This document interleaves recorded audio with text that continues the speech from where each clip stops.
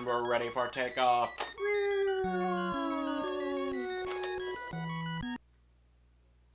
Oh, hi. I'm Random Bystander here, and we're gonna talk about planes. Aviation, something made real by the Wright brothers in the early 1900s, where they conducted experiments on creating flying machines. People thought they were crazy, but look at us now. Flying on airplanes is now a common travel method, and most of us use it every day as we wouldn't be able to see the world without it. Fast forward to the 90s, the golden age of the Super Nintendo, where many gaming gems came out. But in 1991, as a launch title for the SNES, Nintendo decided to give gamers the ability to fly in all its 16-bit glory. Pilotwings, a game I've heard about but never actually played. When I talk about it with other people, a lot hold it in high regard. Not to mention it has a sequel on the Nintendo 64, a sequel/reboot maybe in Pilotwings Resort on the 3DS, and even a stage in Smash Bros. It's a franchise that I wanted to try but had no access to. That is until Nintendo announced SNES games for Nintendo Switch Online and brought us new ways to play these games for those who don't have an SNES Classic. And among these gaming gems is, I'm sure you probably guessed, Stunt Racer FX. Oh yeah, Pilotwings is here too. Let's take a look. Do you want to be a pilot? I mean, I got a degree in communications, but you know what? I'm 25 and going through a quarter-life crisis. Let's become a pilot. But they don't let anybody become a pilot. Oh no, we need a license, so we have to train and practice in order to get one. You have to complete a series of tests and challenges while flying, and get enough points in the process. If you get enough points, you advance. If not, game over, try again. Hi, I'm Tony. Hey Tony, you look like a simple man. Teach me the ways of flying. The first lesson is, of course, plane flying. Your first goal is to simply go through the rings and land the plane. The controls are using the left and right D-pad to move left and right, the up and down D-pad to move the nose of the plane, and the A and B button to speed up and slow down. Once you start the plane, you have a few things on the top screen: a radar, your altitude, how high you're going up in feet, and your miles per hour. After all I need to do is just land and... Oh dear. Mama just killed a man. Flight calculations were misread. Plane exploded, now he's dead.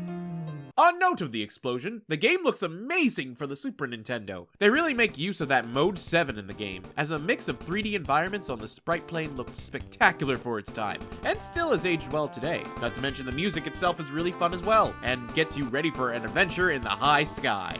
As long as I don't crash. Hey, it didn't explode! That's a plus, right?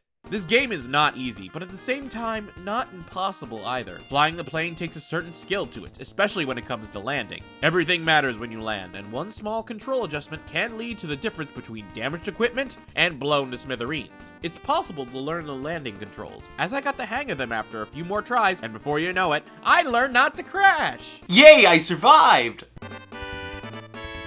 But flying a plane isn't the only thing you have to do, as Tony makes you practice skydiving as well. Oh, that's a long way down. I've never even went actual skydiving and this terrifies me. Use the directional buttons to move and or flare, and the A button to release your parachute. You go through the rings and then release the parachute in order to land. Although I'm curious, what happens if you don't?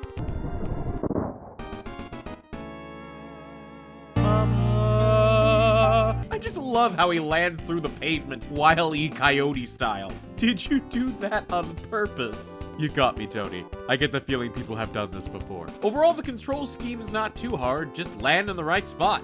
Although I've always had trouble moving closer to the rings. Sometimes I got them, sometimes I didn't. Hitting the rings honestly isn't a requirement, it's more on whether or not you get the landing right. That's what matters. And with that, I became certified. But it's not over yet, not by a long shot. We meet Shirley, who trains us more about how to fly. We have to go through some more rings before landing. The plane is a bit harder to land, but as long as you are careful, you can land it okay. Skydiving doesn't change much other than adding a few more rings. But the third mode is the jetpack, where you challenge your inner rocketeer. Now you may be thinking, a jetpack? I can understand skydiving in planes, but a jetpack? Surely you can't be serious.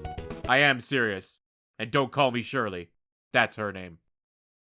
That's the dumbest joke ever. You control the jetpack by using the A and B button as rockets to raise yourself, and the directional buttons to move. These challenges require you guessed it, go through rings. Once you do that, you have to land at the required area in order to complete the challenges. Out of all the control schemes, this was probably the easiest for me at first, although I still had a hard time learning how to stop at certain locations, get our next license, and move onward. And yes, those numbers are passwords, not just for show, so you can start at each point if you so choose. Although I haven't ever encountered a game over yet. If you fail, you just start again at the beginning of the level. Not sure why the passwords are needed, but hey, who knows? Our third instructor is Lance, who reminds me a bit of Super Macho Man if he retired and became a pilot. Release the bogus! Skydiving is thrown out the window here, as we only have to learn about flying, where we start on the ground, take off, follow rings, then land, jetpack, where the rings are now moving, and the newest mode, the hang glider. This challenge has you having to ascend to a certain height, which you get with the help of these wind gusts, and then you land once you are done. It honestly gets tough to control because I'm not sure how to keep my height as I fly to the next wind gust, but I'm able to pull it off anyway. Also, I forgot to see how you die in this one.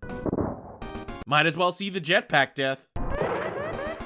If you manage to land at certain points with the skydiving, jetpack, or hang gliding levels, you will unlock bonus minigames depending on which challenge you complete, and they can help you unlock extra bonus points. One minigame is with this penguin on a diving board where you have to land on the pool in order to get points, and yes, Wile E. Coyote fails are in this one too.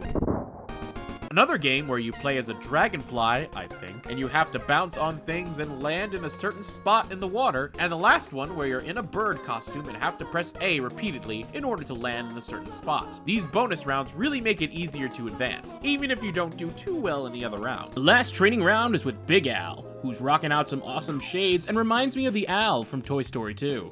It's like printing my own money. Things get really tough, and you have to put your skills to the max, including starting your plane from the runway, going through arches, and landing. Yes, it was difficult. Yes, I crashed, but after hours of sweat, tears, and bruised hands from excessive use of the controller, I was able to— I'm just kidding, I just used the rewind feature. Sure, it's cheap, but God, it saved me so much time. No regrets. Alright, I got the highest license. Well, for an SNES game, it was a bit short, but I'm not sure what else they could do with the game about just flying aircrafts. We have some bad news. Tony, Lance, and Shirley, while en route to Izanu Island, were captured by the evil syndicate based there? What is going on? I'm sorry. I thought I was playing a game about being a pilot, riding carefree in the sky. When did rescue missions and evil syndicates happen? I don't think I could do this. Wait, your license for motorcycles? Why'd you teach me how to fly a plane? Chickens cannot fly. Nobody uses middle school insults against me and gets away with it. And you think we would control a biplane because, you know, planes. But nope, we get a helicopter.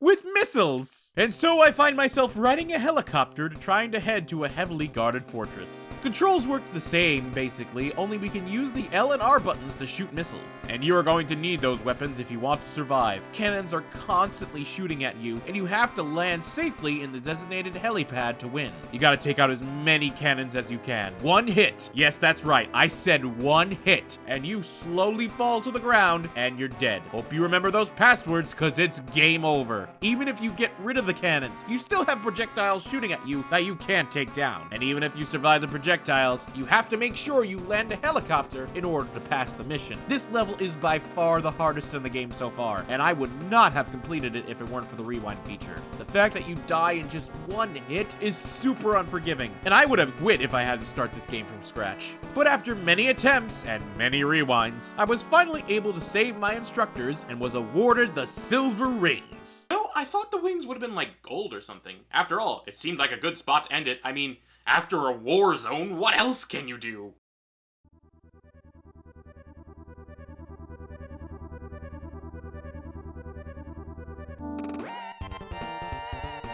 Oh dear God. Rewind powers don't fail me now. Pilotwings Expert Mode. You have to redo the missions all over again, only with even more challenges to pull off. You're going to want to use the rewind button and get as many bonuses as possible in order to complete these challenges. Hang gliding, skydiving, biplaning, and rocket manning until you either give up or beat the challenges. However, they do reward you for your efforts by giving you a change of scenery for each level, including snow, sunset, and my favorite, nighttime. Just the way the starry night looks as you ride the plane is truly a gorgeous sight that Mode 7 has given us. Van Gogh would be proud. I mean, he would probably be freaked out by the flying machines, but still proud. And yes, there is another rescue mission against the evil syndicate. This time we have to rescue a politician. We have no choice this time. I guess they already know we aren't poultry. Please, he is my brother. I'm sorry, who's talking right now? And in the dead of night, we ride the helicopter, and it is a lot harder than before, with a lot more cannons. I don't know how the developers expected anyone to complete this. Thank you, rewind button. Thank you. Seriously, look at all these cannons! They're everywhere! We rescue the politician, Al cries 16-bit tears. Everything for a buck, buck, buck. And we are awarded with the Golden Wings and get a pretty cool cutscene receiving our Medal of Honor. Honestly, I love the artwork in this. Looks really good. And the game finally ends. So that's Pilotwings. And for a game that I thought that was just about flight simulation, that was really good. This game is fun, challenging, yet rewarding. I really felt accomplished after finally beating some of the difficult challenges each level had. And playing all the fun bonus modes was also enjoyable as well. The sprite work is great, the music is memorable and catchy. I'm still humming the plane themes even now, and it was overall a fantastic experience. I still think the rescue missions were a bit too difficult, and I wish it was more forgiving as the one-hit difficulty has not aged well. But being able to rewind gameplay on Switch Online is a nice compromise. Overall, playing Pilotwings for the first time was great, as the game soared above my expectations. I'm really happy that Nintendo decided to bring SNES games on Switch Online, as it will help make the online platform a lot more fun, and I cannot wait to play some more SNES games. Don't forget to subscribe. Well, I gotta return this thing before my nephew knows it's missing, and before it haunts my nightmares. Random.